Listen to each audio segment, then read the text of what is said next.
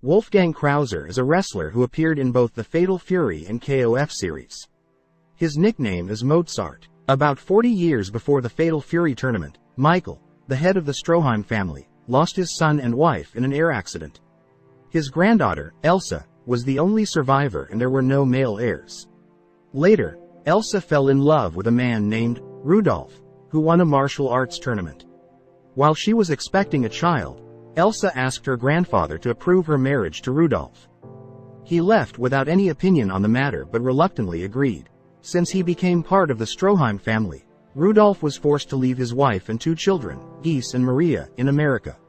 When Krauser was 9 years old, a boy tried to assassinate his father.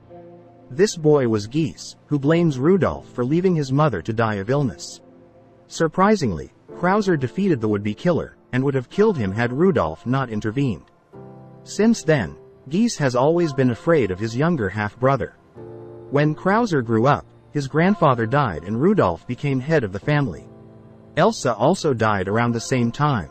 Knowing that her husband still loved his old wife over her, Elsa sank in her sorrows and then died with a weak body.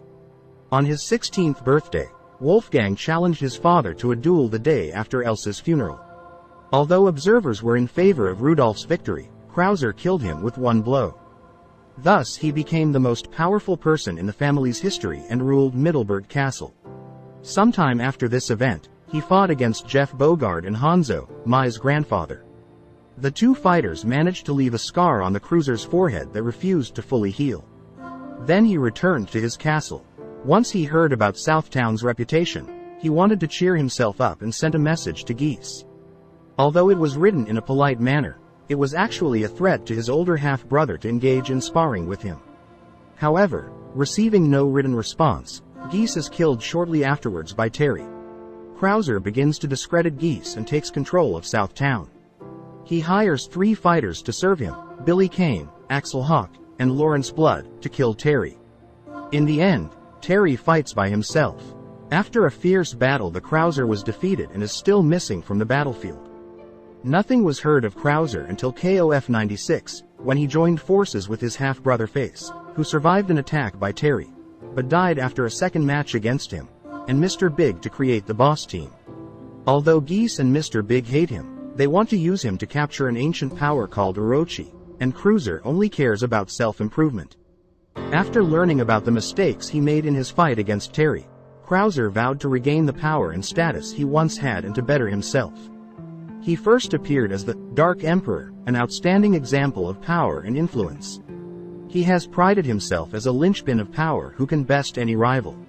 He enters the KOF tournament motivated by fame and to steal Geese's fortune.